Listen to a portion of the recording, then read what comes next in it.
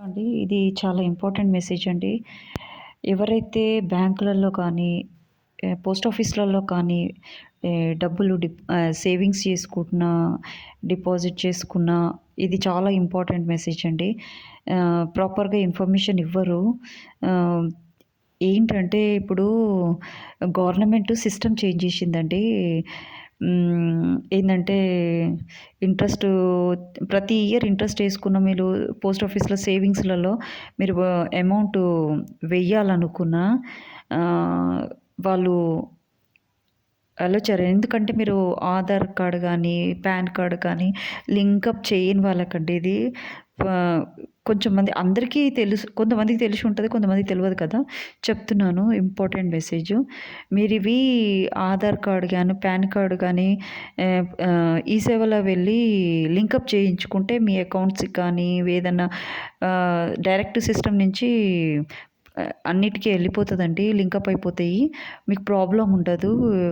ఇది చాలామంది చాలా మంచిగా ప్రాపర్‌గా ఎక్స్‌ప్లెయిన్ చేయరు. దానివల్ల ఏమైతదంటే పాపం వాళ్ళకి అర్థం కాక కన్‌ఫ్యూజ్ అవుతుంటారు. ఇది చాలా ఇంపార్టెంట్ అండి.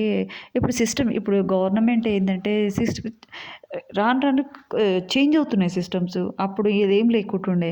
సేవింగ్స్ అకౌంట్‌లో అంటే సేవింగ్స్ అకౌంట్‌లో పోయి మనం డబ్బులేసుకునే వాళ్ళం. లేకంటే ఇంట్రెస్ట్ ఏపిచ్చుకునే వాళ్ళం. అప్పుడేం ప్రాబ్లమ్ లేకుండే. ఇప్పుడు మళ్ళా సిస్టమ్ చేంజ్ అయిందన్నారు. Aadhaar card, PAN card link up చేయించుకోవాలి అది ఇది అని చెప్తున్నారు.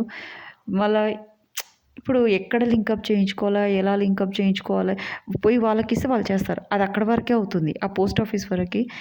ఆహ్, లేకుంటే ఆహ్, ఎ అన్నిటికీ కావాలంటే ఈ సేవలో వెళ్ళి లింకప్ చేయించుకుంటే మన డిపాజిట్స్‌కి గానీ, ఇంకా వేరే బ్యాంకులల్లో గానీ, పోస్ట్ ఆఫీస్‌లో అది డైరెక్ట్‌గా లింకప్ అవుతదంట. అన్నిటికీ లింకప్ అవుతది మంచిగా. వేరే వాటికి గూడా యూజ్ అయితది కదా! చేయించుకోండి. ఇది కొంతమంది స్ట్రగుల్ అయితే అది ఆ విషయం కనుక్కొని నేను ఈ మెసేజ్ పెడుతున్నాను. This is very important for you. మీకు ఎలాంటి ప్రాబ్లమ్స్ ఉండవు. లింకప్ చేయించుకోండి.